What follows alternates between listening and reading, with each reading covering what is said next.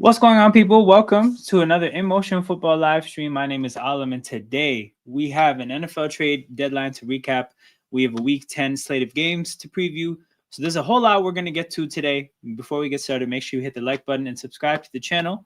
I will be around for maybe about an hour today. Not too much longer than that. It's a little bit late. It is 10:15 Eastern time, so I'm not going to again be here for a few hours like I normally am, but we're gonna get through the main topics today, and we're gonna have a good time. I see my guys are in the chat. Shout out to Caden. Caden said, "How are we feeling on this trade deadline day?" I feel good. All things considered, I feel good. A lot of interesting things to talk about. Better than the Falcons, man. Jen will always joking, always joking. And the Bulldogs do indeed look good, but we're gonna jump right into it, people. So I decided we can talk about the trades in chronological order.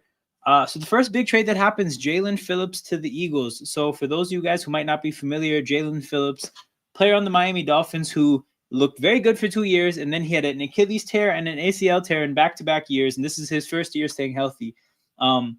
During his time in Miami, he crossed paths with Vic Fangio the 1 year that he was in Miami. So the positive for me of this trade is that this must be a player that Vic Fangio likes, and this is definitely a position of need for the Eagles.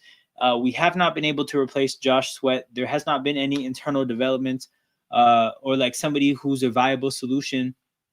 So we needed to go into the trade market, and obviously this isn't a home run. This isn't what a Myles Garrett trade would have been or a Trey Hendrickson trade would have been. Definitely not a home run, but it's a solid double. If he stays healthy, I do think he'll be pretty good. ACLs and Achilles, it's going to drop his ceiling, but at the end of the day, his ceiling was very high as a young player. This guy's pretty good at football.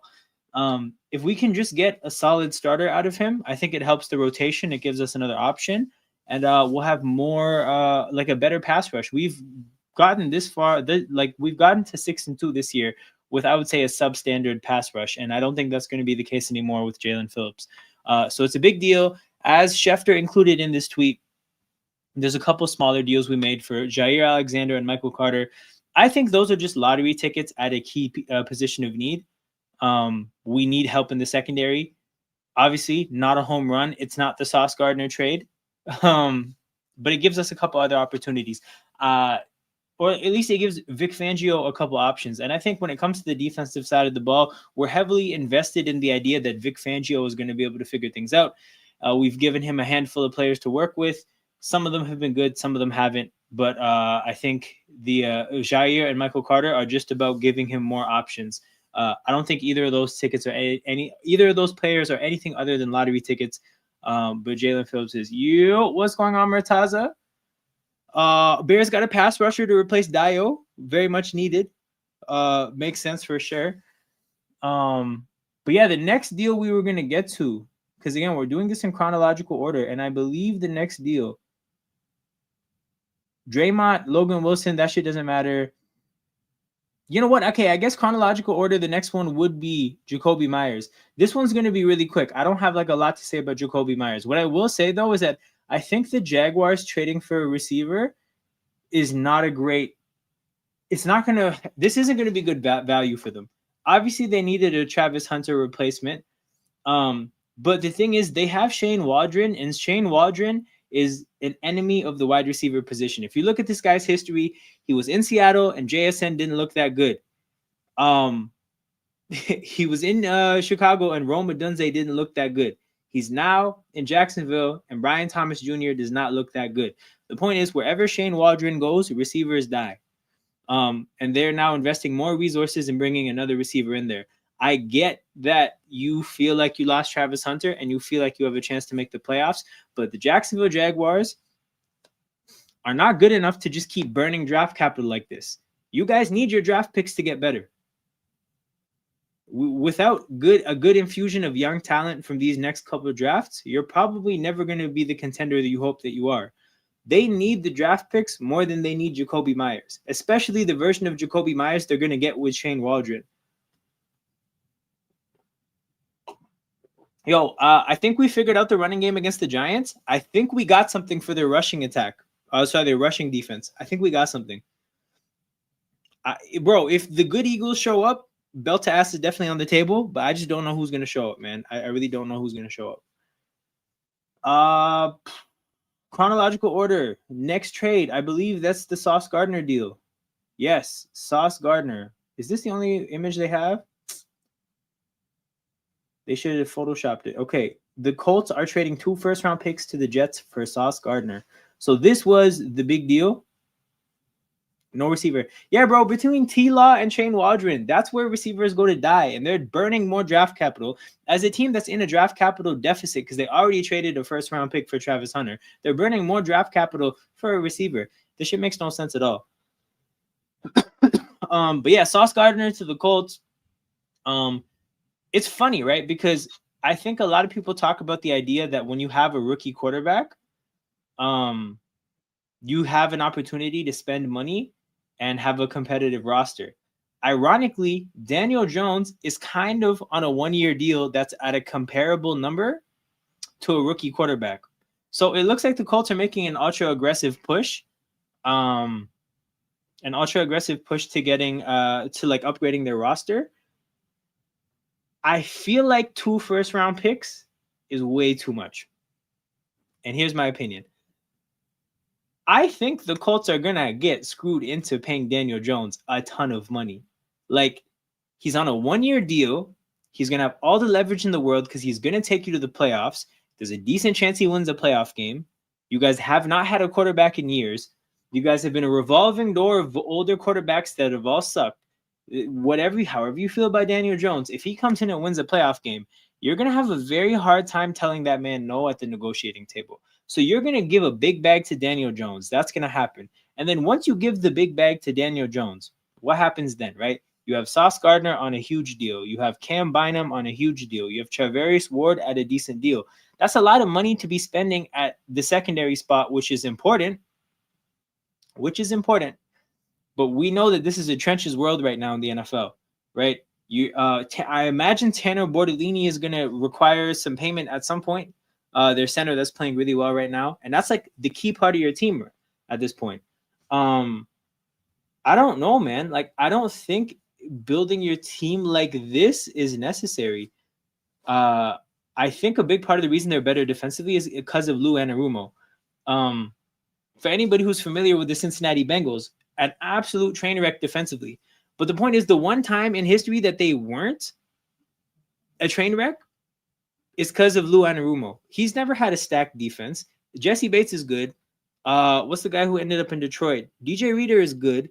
Like, they had some good players, but they were not a stacked defense. They had a good defense because of Lou Anarumo. Lou Anarumo goes to Indy, and he has guys overperforming. It's like Vic Fangio in Philadelphia. You don't actually have to have a great defense on paper, like top to bottom, when you have a defensive coordinator that's him. And I kind of think Lou Anarumo, if you look back at the history of his Cincinnati defenses, he might be him. So my thing is, like, you just don't have to do this. You don't have to burn 2 first-round picks. Like, so Murtaza is in here saying Sauce is ass, man. He's been booty since the All-Pro, one of the worst deals ever.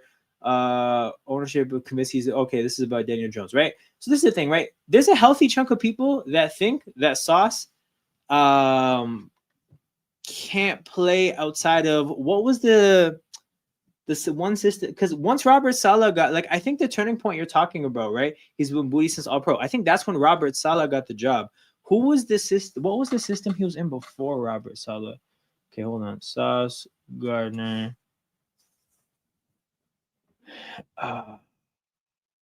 He was drafted in 2022 Jets coaching staff. Oh, it was Saleh's defense. Hold on. Then when was the... Damn, so he was in the same defense the whole time? That's interesting. But yeah, the point is,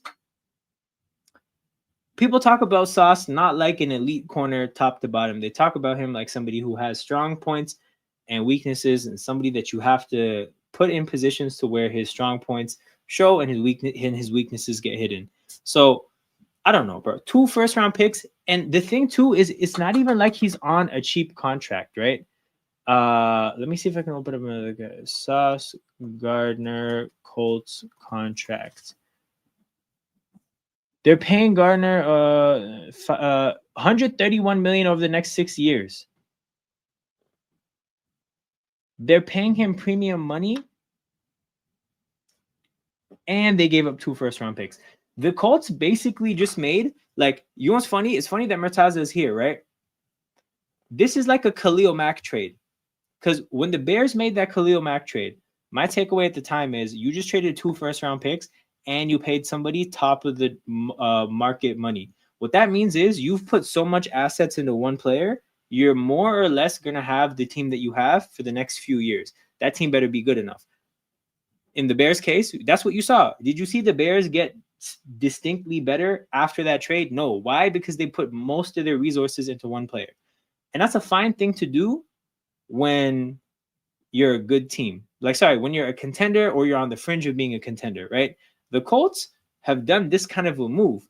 They're going to be paying this guy over what? 6 months, like 22 million a year, which is really good money. And they traded 2 first-round picks. They have a very good team, but they're not winning a Super Bowl. So this is a pretty like tough spot for me. I don't know. Yeah. I don't know about this. So's Warren, Pittman Jones. They just started flagging him like crazy to a point where he was one of the most penalized corners. Then he became less aggressive and physical, which has hurt his game. That definitely checks out, man. That definitely checks out. So yeah, this is a pretty tough spot, I think, for the Colts. Like I said, just from a value standpoint, that is a ton of draft capital and a ton of money to pay a player that I think you could have done for a player that I think is going to give you value that you could have found somewhere else. Like, I don't think Sauce Gardner is like what Khalil Mack was, right? Because if I'm going to make the Khalil Mack comparison, right? Mack was a phenomenal, like one of the best players in the NFL. The point I was making comparing the two is in terms of how aggressive of an investment it is. It's the exact same aggressive investment. But this is the Mac was in the range. Yeah, this is basically what I'm saying. Like, at least when they made that deal, it was for one of the best players in football. Sauce is not one of the best players in football. Wall Street Bulls up to the Bulls came back against the Sixers. Jeez. Sixers definitely sold. So yeah, that's another thing to consider. To quickly touch on the Jets side of things here, right? I like this from a value standpoint. I don't know if I trust that the Jets are going to do the right thing with this draft capital. And the reason is because one, it's the New York Jets, right? So do we trust the owner? No. Do we trust the structure that the owner puts together? No. Okay. Do I trust the general manager? I think his name is Darren Muji. No, I don't. I don't know who that guy is. No track record as a GM in the NFL. He's completely new in his role. When I look at this offseason, bro, I don't see good decisions. The Brandon Stevens contract at corner was horrible. The state of the receiver room is horrible. Something, again, I've talked about a lot. The New York Jets traded for 3 defensive tackles the week before training camp.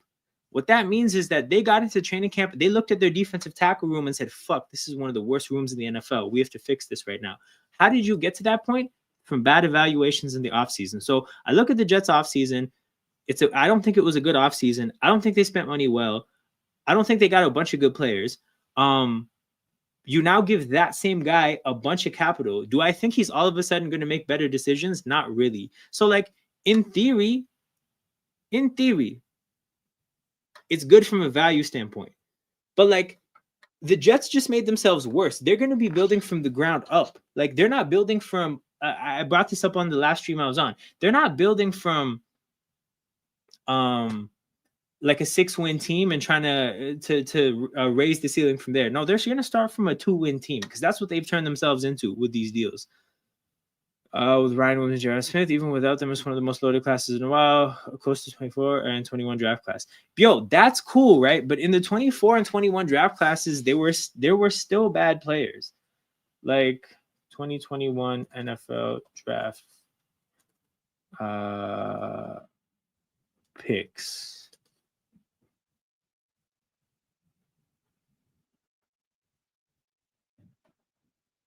No, fuck this bullshit ass thing. Okay, hold on.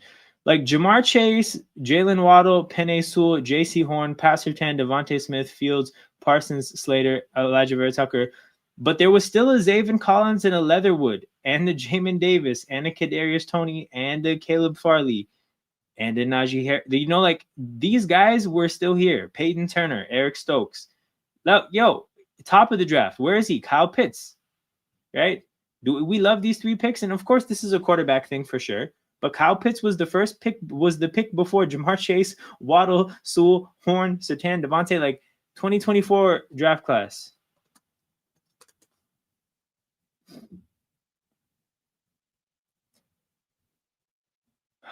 Joel, Neighbors, Latham, like yo, the JC Lathams are out there. The Dallas Turners are out there. Yo, this was a good ass draft class. Shit. The Jordan Morgans are out there. The Darius Robbins are out there. So I'm just saying, bro, I don't trust the Jets with this draft capital. Do I trust them to build a culture from the ground zero? Because this is the thing, right? You're essentially nuking your culture for this year because everybody knows you're trying to lose. There's no way you trade Sauce Gardner and Quinnen Williams and look at your players and be like, yo, we're trying to win. No, they know you're trying to lose. They know their ass. The players are going to quit. Like, bro, this is what the problem is. Now you're going to have to build your culture from the bottom. And this is the thing, bro, Murtaza, I don't even mean to, like, I'm not even saying this like a diss, right? It took the Bears to find Ben Johnson to create a culture. You guys have had good players before. You guys have had talented offenses before, right? Like, you guys have had pieces before. We don't talk about the Bears as a team that's been in a slump because they've never had good players. But it took Ben Johnson to come in and actually be a leader and establish a culture. And all I'm saying is that, like, I thought Aaron Glenn might be that guy, but then I saw him dancing up the field against the Bucs when they haven't even won the game yet. And I thought to myself, you might not be that guy. So I just look at this Jets team and I think they're tearing it down from ground zero, or to ground zero. They're going to have nothing, and we're going to have to hope that they make the right draft picks. And I don't think they're going to. So most of what I just said about them applies to the next trade we're going to talk about, which chronological order, where does that take us? You know what? There's a bit of a break. We got to talk Rashid Shaheed. This is going to be pretty quick as well. Where is Rashid Shaheed? Here it is. So Rashid Shaheed went to the Seahawks. He reunites with the offensive coordinator. So Seattle's offensive coordinator was actually the Saints' offensive coordinator last year when Rashid Shaheed really had his breakout year. So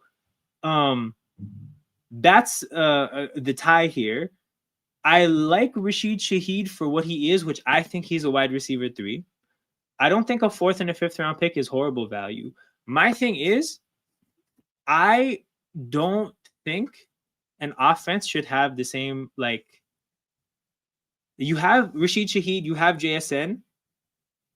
Actually, no, you know what? How? Torrey Horton, that's his name, right? What's his height, weight, speed? Like, is he a big receiver? 6'2"? Okay, maybe that's it. Because what I was going to say is Rashid Shaheed and JSN kind of have similar plans of attack in terms of how to expose a defense. And I was going to say that I don't know if I want 2 players that are kind of on the same page like this. And I'm saying this because, like, I watched my team have Deshaun Jackson and Jeremy Maclin. And the thing is, that was dangerous until the team had it figured out. And then there was no plan B. Now, Torrey Horton's having a good rookie year, and he's a different kind of a profile. So maybe he gives you solutions when teams figure out what this is. All I'm saying is, like, maybe that's my PTSD talking from back then. But JSN and Rashid Shaheed, there's a little bit of redundancy there. Now, the benefit of that is that, like, clearly we know that this offense knows how to attack defenses with this kind of receiver. Why? Because we're seeing it with JSN, and we saw it with Rashid Shaheed last year. So we definitely know that he's going to be used well. All I'm saying is, bro, shifty, small, fast receiver, if somebody figures out how to stop that, or if somebody is well suited to stop that, what is Seattle's counterpunch going to be with Sam Darnold and an offensive line that I still think is not great?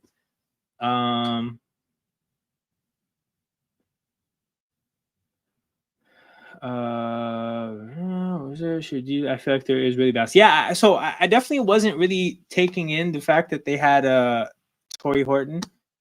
But yeah, no, like he bounces things out pretty well. We'll have to see how this offense looks like towards the end of the year, because we saw what Darnold did towards the end of the year. But yeah, man. And in terms of just the player, I really like Rashid Shaheed, and I like the value for a 4th and a 5th round pick. I don't know why we have kicking problems. Did you hear? Oh, okay, bro. If you sign multiple get bad kickers, I just think it's a sign that the guy looking for kickers doesn't know what to look for. So naturally, he finds he fails to find the right guy multiple times. Like, it kind of checks out. I agree with this. We aren't dissing the move, but we think the Seahawks don't have a... Bro, they definitely have a receiver 1. What the hell? Bro, okay, no, JSN is really good.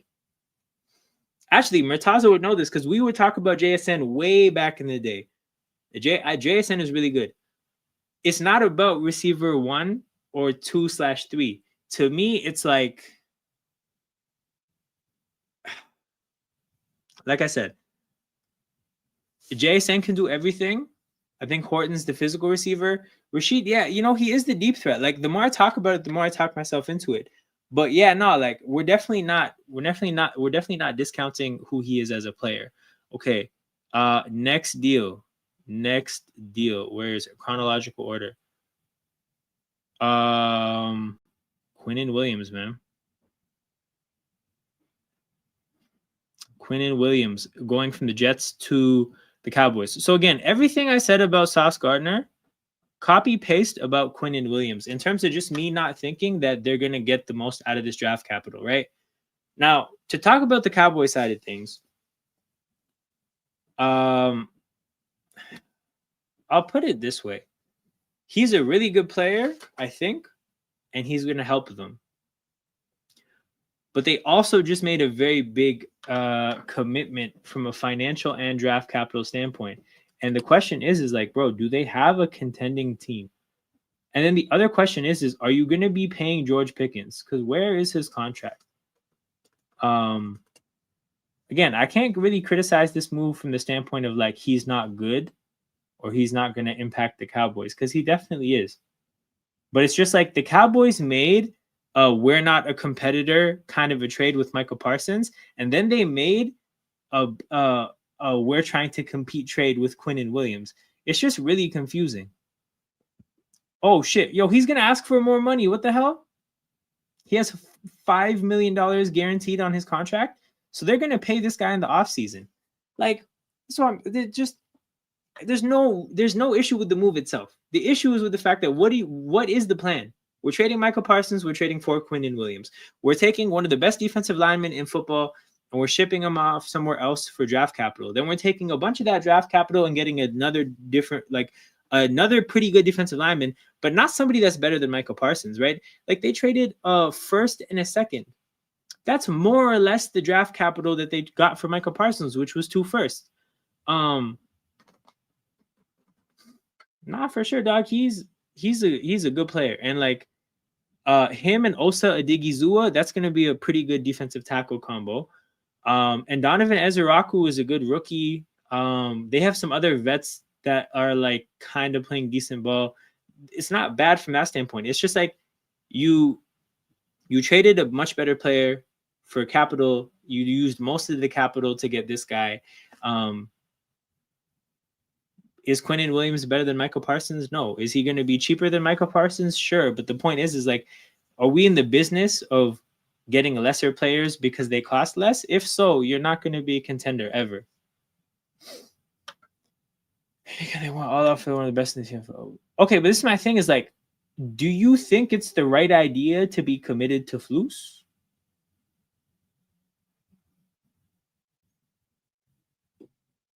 Not that it's not that it's a bad idea to trade for Quinnen Williams. I'm just saying, like, I don't know. Like, I don't see the Cowboys being contenders. So it's always going to be tough for me to look at a trade where you sign up to pay somebody big money and you part with draft capital. But I also think that like you can't use rational thinking to talk about Jerry Jones. Jerry Jones is just who he is, and you kind of just have to deal with it. Okay, it's exactly how he wants it to be. See, those are my least favorite kind of coaches in all sports, by the way. But yeah, if you need everything to be perfect to work, then you're probably gonna fail. That's what I would say. But yeah, Dallas Cowboys. I don't know if you're trying to contend or not, but I don't think you're gonna contend regardless. So I guess best of luck or whatever. What else was I gonna? Any other trades? So those are the big trades that I highlighted. Murtaza, since you're here, let me know in the chat if you have any thoughts about Joe Tryon-Shoyinka. I remember him being on the Bucks, and he was a high draft pick, and I think he was a good rookie. I think he bounced around after the Bucks because it never really worked out after his rookie year. I know you guys needed a Dio replacement.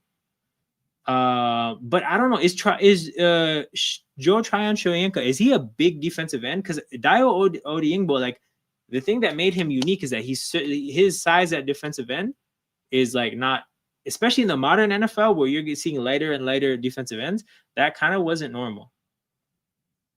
But yeah, big up Jez. Good to see you. Once we got Montez in 22, you led the league in takeaways and had top 5 defense. Blah, blah, blah. Man, I have no thoughts on that guy. He's just another player. Like Dio was another horrible pull side. Jeez. Okay. Never mind. Okay, so we're gonna take a harsh pivot away from the trade deadline. Anybody has any thoughts or comments in the chat about the trade deadline? We can get to it. I know Peter wanted to talk about the Jets as a whole. We already talked about the Jets and like how I see things working for them. But yeah, we can pivot to the preview, the Week 10 preview, and just rip through the games. Like I said, this will be a short stream because it's late, and I've had a long day. But Raiders, Broncos. Hold on, let me pull up my basic ass website here with the basic ass stats. Yo, thoughts on the Packers missing the playoffs, dude? Okay, hold on, bro. Do I still have this here? Last Sunday Night Football, we did a season prediction where we had the Packers missing the playoffs and the Bears coming one game. Now, Peter did this, and Peter went a little hard on the Panthers. But yeah, we fucked around and found a way to have the Packers missing it. We got the Bears at 9-8. I'm sure you probably have them being higher. But yeah, man, Packers definitely have a chance to not make the playoffs. They definitely have a chance to not make the playoffs. The thing about the Packers is, bro, like Jordan Love is too up and down. Their running game is not consistent. Their offensive line is up and down. Their passing targets are okay. Everything I said about the Seahawks being a little bit redundant at receiver, the Packers are super redundant at receiver. You get a lot of the same skill sets in a bunch of different receivers, right? The defense, it's not the way it's supposed to look with Micah Parsons, because I remember how they were last year. They're better, but they're supposed to be worlds better with Micah Parsons, and they're not. So, like, the thing about the Packers is I have a hard time envisioning them being contenders, because what's going to change? Their opportunities to be a different team this year were Matthew Golden and Micah Parsons. We're halfway through the year. Has Matthew Golden or have they made an impact that shows that they're a different team? Up to this point, the answer is no. Do I see Matthew Golden doing that from this point to the end of the year? No. Do I see Micah Parsons doing that defensively? Maybe. There's a chance. Then our last 8 games, I think you're saying 4-4. Vikings, Steelers, Browns, the Packers twice, Niners. Without Kraft, they're cooked. This is another big one, bro. Kraft is low-key their best offensive player.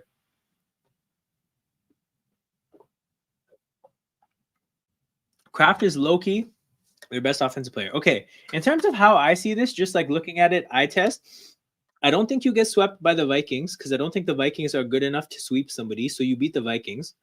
The Steelers, to me, again, off rip, that's a 50-50 to me. I want to know where it is. Browns, I see you guys winning that. Lions, bro, okay, here's the thing. The Lions are good enough to sweep a team, in like two matchups, but also like the way they won in week 2, I know Ben Johnson's gonna want some get back. But yeah, that's a tough one, bro. Because again, the Lions have had that week 2 game was crazy. Eagles, again, I mean, the tricky thing about the Eagles is like the Eagles either beat themselves or they beat the other team. I kind of high key think the other team doesn't matter that much in Eagles games, but I think by then the Eagles will be pretty good. The Packers twice, again, I don't think the Packers are good to sweep somebody, are good enough to sweep somebody. And then the Niners, bro, the Niners are a health mystery. Like, you never know. But in my head, I think you guys will probably split Pittsburgh and the Niners. You'll probably split the Packers. So that's 2-2. You beat the Vikings and Browns. That's 4-2. And then the Lions, Eagles, that gives you a couple games where you can lose and still hit that 4-4. But if you split them, then that's 5-3. In the January. Oh, hey man. We'll have to see, man. We'll have to see. But yeah, Raiders, Broncos. I'm not gonna get too deep into this game. I think the Raiders are way worse than the Broncos. I think the Broncos kind of missed an opportunity to make a trade at the deadline. I think they should have made a trade. But yeah, they're getting healthier on defense. I think the Raiders suck. The Bowers had a big game, and when Bowers being back is definitely going to help. But yeah, man, I think the Broncos are definitely going to win this game, as I've been saying all year. Divisional Thursday night football games have been insane. Divisional Thursday night football games this year have been insane. So if the Raiders cover, don't be surprised, but the Broncos are winning this game. Sunday. Oh, poor guy, bro. I skipped over your Chargers. Yeah, bro, you guys got Trevor Penning. I think he's kind of ass low-key. But you guys need something in any like you guys just need something on the offensive line. And like you said, you played primarily guard this year, and you guys need tackles, so that's also a weird decision. But hopefully it works out, man. Losing Joe Alt and Rashawn Slater is crazy. That's such bad luck. Hold me on so many parlays this year, dude. That what game was that? The game they lost against Washington. They lost to Washington, right? That shit was crazy. How did they lose to Washington and the Giants? Crazy team, man. Crazy team. Falcons, Colts. Falcons are a weird team, man. I kind of think that they're complete shit on the road, and I think they have a chance. At the same time, though, they just went to New England and played a competitive game. But yeah, man, if you look at these Colts stats, bro, and actually it's funny because this chart shows you everything you need to know. This is basically how they fare against the rest of the league in all these categories. So they're really good in terms of points scored. They're fairly good rushing the ball. They're pretty good passing the ball, points allowed, rushing defense. And then there's pass defense where the Colts are literally just horrible. Now, a part of this stat here, the part of the reason it's so bad is because they're winning in so many of their games. So the other teams are throwing against them. So there's this like volume of passes that they face that's a little, so this is a little bit extra, but the point is that's their weakness. Now, if you look at the passing for the Falcons, that's something that they're average at. So the Falcons aren't really built to take advantage of the Colts' weakness. The Falcons generally are built to just get in their own way. So I don't see this working out for them. I got the Colts winning the game. This definitely, hold on, you can say the same for this is true though. This is definitely true. Making it close and shoot themselves in the foot. That definitely checks out. Next game. Where is it? Giants and Bears. So the Bears are favorites by 3.5.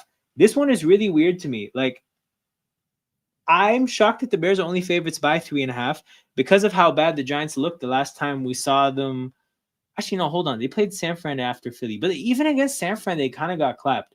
Point is, post Scatterbo injury, they look horrible. So I don't understand how the Bears are 3.5 point favorites. Here's the thing, bro. Now, I'm not saying they're right or wrong. To me, this is a sign that Vegas doesn't think the Bears are that good, which we're going to see if they're right or not. But a 3.5 point spread to me seems insane. They're at home, they're rolling, and the Giants are shit. I don't understand. This does not make sense to me. So As long as you guys, you're saying that you're gonna run all over them. As long as you guys have DeAndre Swift, you'll be able to run to the outside. And that's probably where you want to run against the Giants, anyways, because I think you can get an edge on the pass rushers better than you can run at Dexter Lawrence. But yeah, DeAndre Swift running outside is probably gonna work. I got the Bears winning big again. This is a Vegas is taking a stand against Chicago with this spread because I can't fathom what the Giants could possibly do to earn this spread. This is true, dude. This is true. They have literally no receivers. Next game, we got Bills and Dolphins. So, I mean, look, if you want to see a gap between two teams, just this is the matchup. Look at how look how horrible every stat is for the Dolphins except pass defense. And again, bro, people like think about volume. The Dolphins probably don't face that many passes because they're always down, so teams are running on them. This is just horrible. This is just the Dolphins are a horrible team. And the Bills, you know, this tells a pretty good story. This is the rush defense thing. They're horrible at running the ball, stopping the run. Sorry, pretty decent at everything else. Horrible at stopping the run. But again, the Dolphins aren't really going to be able to take advantage of that. This is a 9.5-point spread. I see this being a blowout. And the reason I see this being a blowout is that I think I saw the Dolphins quit for the first time last week on Thursday. I think that the Dolphins have been bad all year, but I think they finally quit against the Ravens. So I think a blowout definitely happens. Also, hold on. I just out here. CJGJ gonna lock up Wandale. Yo, okay, I have a question. CJGJ is the ultimate, you hate him when you're going against him, but you love him when he's on your team kind of a player. And I know you used to not fuck with CJGJ because he punched the Bears receiver that one time. Now that he's on your team, do you feel better about having him? Because, bro, he's a character on your team. He is a character. Yeah, I remember because he got in that fight with the Bears receiver.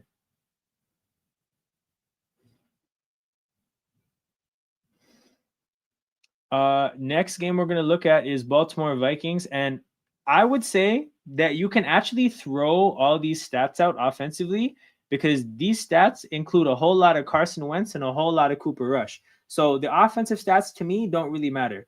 The big takeaway here is that honestly, neither of these defenses are impressive. The thing is, though, that kind of is understandable with Baltimore because we all think that Baltimore's defensive coordinator is trash. The Vikings defensive coordinator is Brian Flores. So that is what really makes this puzzling. And again, I said it before, right?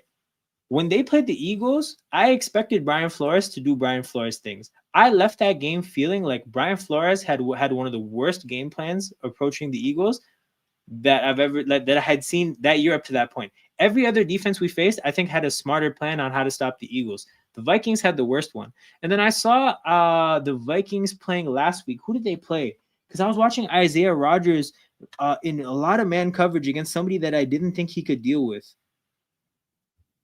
What was he? Oh, bro, against the Lions. Okay, to be fair, all things considered, they had a good game defensively against the Lions. What? Maybe I was thinking of the week before. Oh, yeah, they got flamed by the Chargers. You know what? They had a bounce back game against Detroit, and I think maybe you can chalk that up to a divisional rivalry where the teams know each other. But the Eagles game and the Chargers game, the Vikings defense got cooked. So all things considered, Vikings defense is not good. Like they don't have great personnel, and Brian Flores has made the most out of lackluster personnel before, but he's not doing it this year. So a fully healthy Ravens offense, I think, gets some pretty good yardage, gets a good amount of points, and I just don't think JJ McCarthy can keep up. Like if you look at his 2 wins, and he gets credit for beating the Bears and the Lions, but those were not games where he lit it up. Like he was trash in the Bears game until the fourth quarter where he got his points. In the Lions game, I think he got 2 touchdowns early and then barely got to 27. The point is, he plays pretty incomplete offensive games, and that team scrapes into like the 27-point area. They're going to need so many more points than 27 against the Ravens. So, yeah. Ravens defense has been playing well the last 2 weeks. No, you're right. They played well against the Rams, and then they played well against the team they played after the Rams. Oh, yeah, they beat – I mean, the Dolphins I don't really give them credit for. The Rams was that was the impressive one for me, and I want to make sure I have that right. Was this the Rams game? What week? Who did Baltimore? Oh yeah, they played the Bears. They had a good defensive day against the Bears. They had a good defensive day against the Rams. Those are the impressive ones for me. The Dolphins game, I don't care about. But yeah, things have gotten better. They traded for an outside linebacker. I definitely have the Ravens winning this game, regardless of what the stats say. This game is going to be hilarious, dude. The Jets just like got rid of their whole team.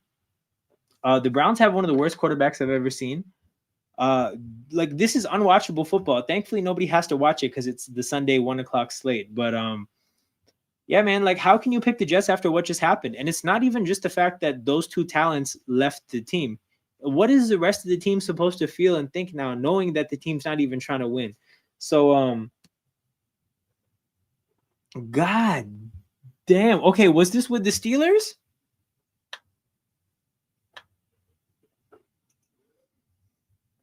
Shit, man. It's like today's Hornets and Pelicans. I hear you, dude. I hear you. The Bears. Damn. Okay. Yeah, I definitely have the Browns after hearing that. Again, I was going to make a point about, again, how can the Jets players care after what just happened today in the trade market? But this makes it even like, yeah, Myles Garrett's going to get 5 more sacks, man. Give me the Browns going to 3-6. Also, dude, Breece Hall doesn't want to be there either. Like, like that's just a bad setup. At least Judkins wants to run the football. And I don't know if he's healthy or not, but at least he wants to run the football. At least Harold Fannin wants to play football. They should just play Shador and see what happens. But they're going to, I think, survive Dylan Gabriel and win the game. This game, quietly an amazing game, dude. Patriots and Buccaneers. Again, the two team names might not like jump off the piece of paper, but like this is going to be a pretty good game. I got the Buccaneers winning this game, and the main reason is because if you look at the Patriots, the fact that the Patriots have the biggest winning streak in football, right? And then you take in the fact that the Patriots have a very easy schedule. Like, unless you're willing to say that the Patriots are going to have like a 10-game winning streak, then you have to pick the Bucs, bro. Like, they need a loss at some point. The Patriots have a ton of easy winnable games. That's the thing. Like, the Patriots are classic schedule frauds where like their schedule is so easy, the wins are going to happen, and it's like they're not actually doing anything on the field that'll make you think like, oh my God, they're contenders. But they have a contender record because of their schedule. And it actually sets them up to fail. Because now people are going to, again, they're going to talk about them like they're frauds. But honestly, like, it would almost be better serving if they just had a normal schedule and they just got their like 5-4 record. And that's kind of just like what they are. But yeah, dude, like the loss is coming. Tampa is coming off a bye. But then also with Tampa, like they're a 6-2 team that's had insane injuries. Up to this point. Now, I don't know how healthy they are, but the point is things can only get better. Like things cannot possibly get worse from an injury standpoint. They started games with 2 starting offensive linemen. Like they are going to figure this out. Off a bye week, probably as healthy as ever. This Patriots team is coming on a 5-game win streak. Dude, Ohio State receivers. Like, I don't know what the hell the Marvin Harrison problem is, because even when he has good games, it still doesn't look like JSN or Emeka. Like, I don't know what's going on there, but Ohio State receivers, it's a crazy thing they have going on. Even Garrett Wilson is in such a bad spot, but if you ever watch the Jets, you see it.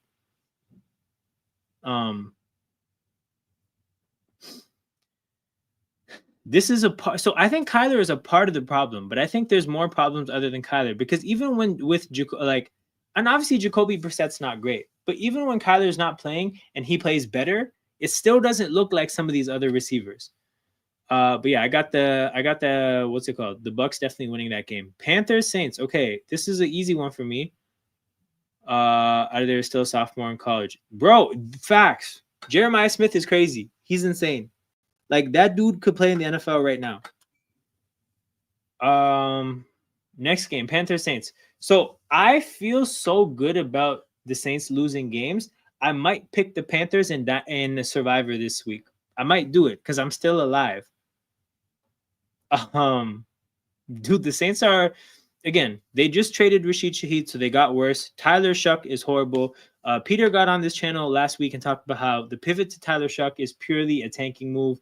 And I absolutely hear that. Dude, this is I just can't see them winning this game. The Panthers figured out that Rico Dowdell is like their best their best running back.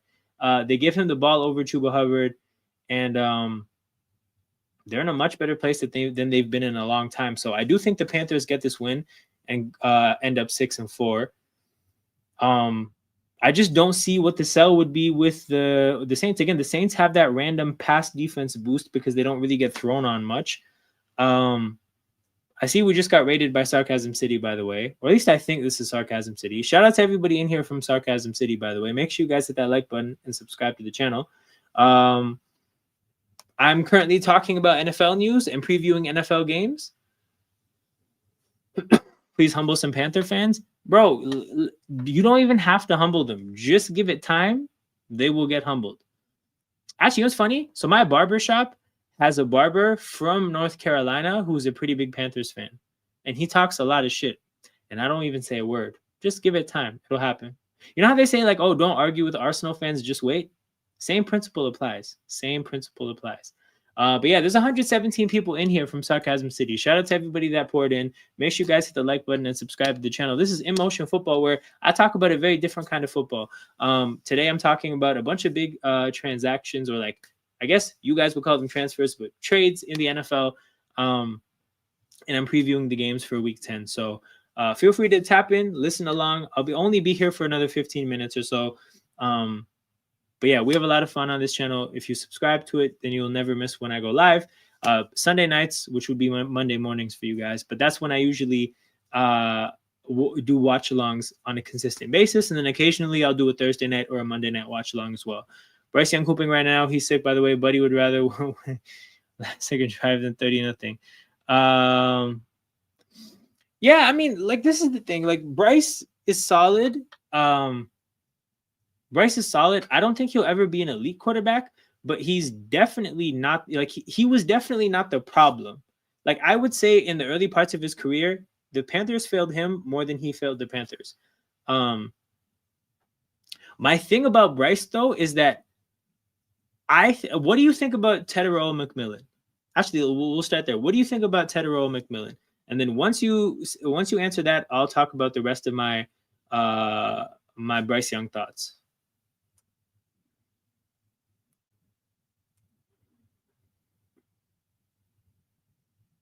Ted is a hooper, right? Okay, yo, Ted is amazing. I think Ted's a really good football player. I think the fact that Ted doesn't look elite right now, to me, is a Bryce Young indictment. Like, I think that's a point against Bryce Young. I think the fact that he's persevered a lot of the bullshit that Carolina has given him is a point for Bryce Young. But I think the fact that Ted doesn't look elite right now is kind of a thing, because, like, not to say that he's Drake London, but I look at Drake London as another receiver that's like a physical, aggressive, win at the catch point kind of receiver. Of course, Drake London and Ted are going to get open sometimes, but they're also going to catch it when they're not open, right? And I'm seeing Penix make London produce at a higher rate than, like, and of course, one team has Bijan. So your point here is it makes sense. But I'm just saying, like, from Bryce Young, I got to see you grow into that, right? And the thing is, bro, there's a lot of players that I think, like, this same thing happened, right? Josh Allen looked all right. And then Stephon Diggs happened. And then as he learned how to make the most of that receiver, he got better as a quarterback. He's got to try to do more things. Like, Josh Allen needed Stephon Diggs to show the world that he's really good at the beginning parts of his career, but he did it, right? Jalen Hurts and AJ Brown, right? Jalen Hurts was okay. Then he got AJ Brown, and, like, another level happened. My point is like, I think Tetairoa McMillan is also really good. So, like, that if you're actually a good player, I think that thing should happen that I've seen with other quarterbacks, and I just haven't seen it happen with you yet. So that's my point against Bryce Young. But like I said, the fact that he's persevered, this, like, the Carolina situation, bro, it breaks quarterbacks. It, not to say it broke Sam Darnold or it broke Baker Mayfield, but those two quarterbacks that we know are, like, solid players, they couldn't make the most out of that Carolina situation. Again, making the most out of the Carolina situation is a pretty, he's still figuring out. No, for sure, he needs time. He needs time. I'm just saying, like, that's the thing. I have an expectation that I'm going to see one day. And I just, like, I have my eyes open for that. But yeah, we're gonna go to the next game. We got Jaguars, Texans. Bro, solid point here. Solid point. Speaking of Stroud though, Texans will probably be without CJ Stroud. If you saw the concussion he took, bro, like he was out for a few seconds. So I don't think this is the kind of concussion you can get cleared, you can get cleared from the protocol for in a week. I think Davis Mills is going to play this game. And the thing about the Texans is their defense is playing really well, but their offense is really not good. Offensive line doesn't get the job done. They don't run it well enough. And the passing, it like all around, the offense just isn't good enough. And that was with CJ Stroud. So I think it's going to be way worse with Davis Mills.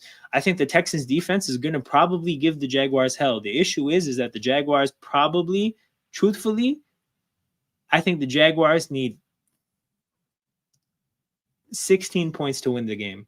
I think if they just get 16 points, they win the game. They can fuck around and let Cam Little kick field goals from 50 to 60 every drive. That probably wins them. If they get 6 Cam Little field goals, they win the game. Organizational malpractice. No, for sure, dude. Like, I think the way they handle the offensive line as a whole, when we're literally in the offense, like offensive lines have never been more like widely talked about ever. Like I remember when I grew up, people did not talk about offensive lines the way they do now. This is the offensive line era of football. Because if you look at the Eagles, right, this is an organization that got to 3 Super Bowls in 9 years with very different circumstances. The only constant was the offensive line. Like that's the world we're living in. And you refuse, like you treat offensive linemen like they're safeties and running backs. That's crazy. That's crazy. And they're definitely paying for it this year. I need a Texans win. We don't need unnecessary disturbance from the Jags entering the playoff contention. Bro, they're going to fuck around and be 6-3 by accident. They're out here accidentally winning games, dog. But yeah, no, I got the Jags winning again. I would actually have the Texans winning this game on account of their defense if Stroud was healthy. But with Davis Mills playing, it's got to be the Jaguars.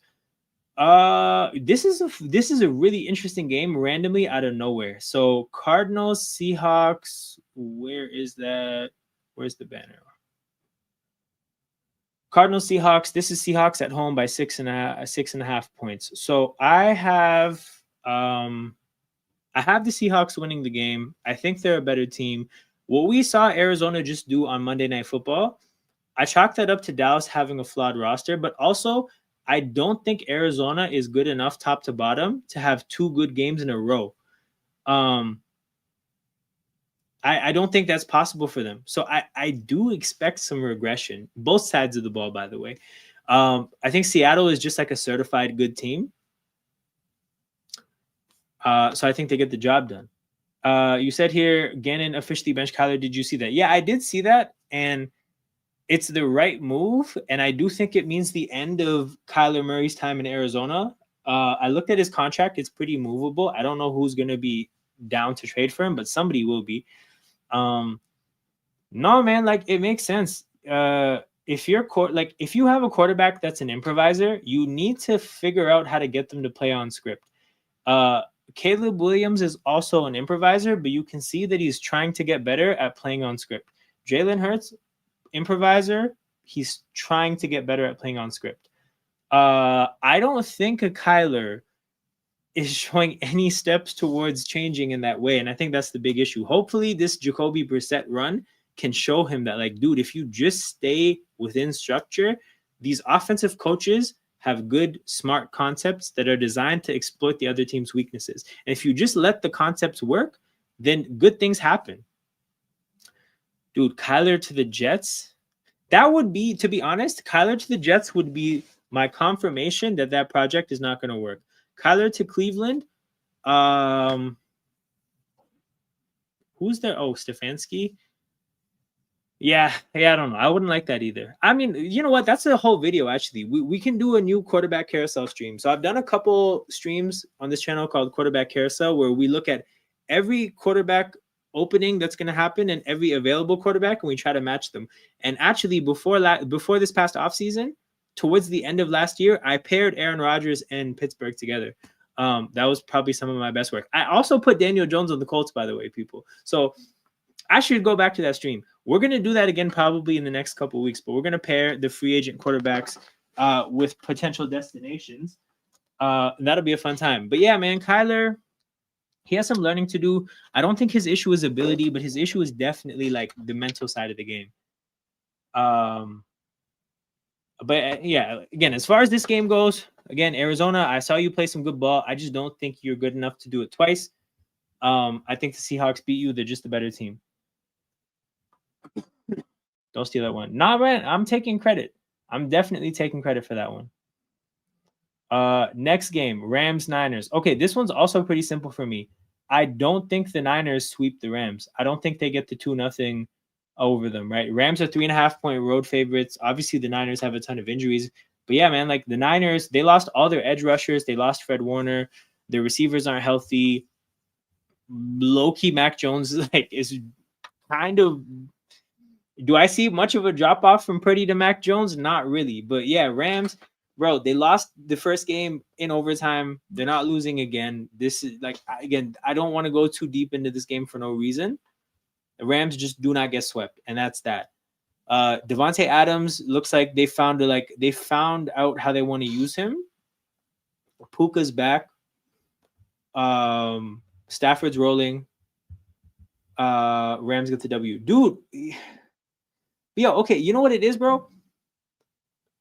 Mac Jones is a Shanahan quarterback. If you think about the quarterbacks that Shanahan likes, right? Garoppolo, Matt Ryan, Matt Schaub, I forget who he had in Cleveland. Brian Hoyer in Cleveland. Like, if you look at his history of Kirk Cousins in Washington, you look at the Shanahan history of quarterbacks, bro, he likes Mac Jones's. Yeah, Kirk, bro, same. He likes these quarterbacks. So the thing about knowing how to get the most out of a quarterback that's not actually good, his issue is that he's too good at it. Like, you don't have to do that. What if you just had a good quarterback? But dude, like, I see what he's getting out of Mac Jones. This is potentially better than Purdy. Worst case scenario, the same as Purdy. And like, you know, we used to have Mac Jones conversations. I thought that his first year in New England, to me, said that he wasn't ass. The rest of his time in New England said that he wasn't good. The middle point is that he's just a mid player. Like, Mac Jones is just a run-of-the-mill, either low-end starter or high-end backup, right? And he looks the same as Purdy. So what does that say about Purdy? But that's a whole separate conversation. And honestly, I'm not mad because I enjoy the Niners being in a bad contract situation because of Brock Purdy. We actually have a regular in this channel. His name is Brock Purdy fan. Most shameless Niners fan I've ever seen. Purdy's turnovers tell me he's never going to succeed. Yeah, for sure, dude. And that's the thing. His only strong point is playing on script. He's not an off-script kind of a player. But my point is when you're an on-script player, you have to play a clean game. You can't, like, the turnovers to me are for the improvisers. If you make crazy plays happen, I'll take a turnover here and there. But if you're a player that just runs the offense, bro, we cannot have any turnovers from you. This is all facts. This is all facts. But yeah, Niners do not sweep. This game is gonna be belt to ass, unfortunately, because Jaden is out. Washington lost Lattimore, but to be honest, Lattimore has been bad. But they lost a third guy. Oh, Luke McCaffrey. Point is, bro, they just keep dropping but people at every position. They lost their best edge rusher in Dorrance Armstrong. They lost. Did they lose an offensive lineman? I think they lost an offensive line. No, they lost Sam Cosmi last year, and he only got healthy recently. Terry McLaurin has barely contributed this year. Luke McCaffrey's out for the year. Austin Eckler was out for the year. Like, I talked to you guys at the beginning of the year about how old this Washington team is. Their roster is one of the oldest teams like ever constructed. Average age 28.5. That's ridiculous. I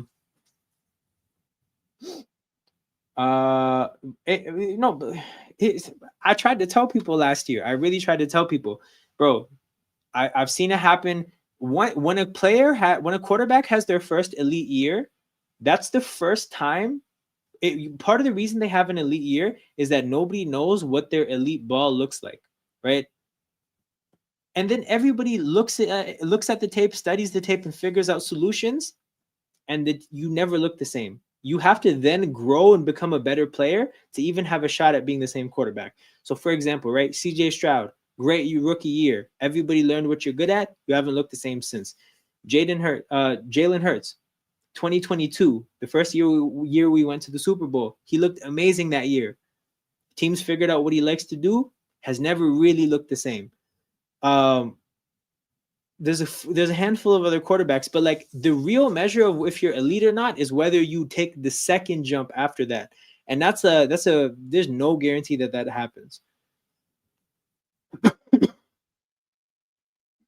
Takeaways first read, and he's just gonna scramble. And that's the other thing too, bro. Is like he actually likes taking hits, and he's not built for it. He is a little bit too skinny to be taking. Like I saw Jalen Carter hit him last year in the ribs. I saw obviously some hits that he took this year. Like he needs to take care of himself more. Absolutely. But yeah, man, with Marcus Mariota, I know they beat the Chargers with Mariota, and I think they played a competitive game against the Falcons. But the thing is, bro, I think the last round of injuries, if anything, they have the potential to make this team quit. So I think that's on the table. And I got the Lions running it up, especially after a loss. Lions had a bad loss against the Vikings. I think they run it up. Steelers, Chargers, Sunday Night Football. So we'll be doing the watch along for this, where we talk about all the games that happened on this day. Steelers are underdogs on the road, although low key.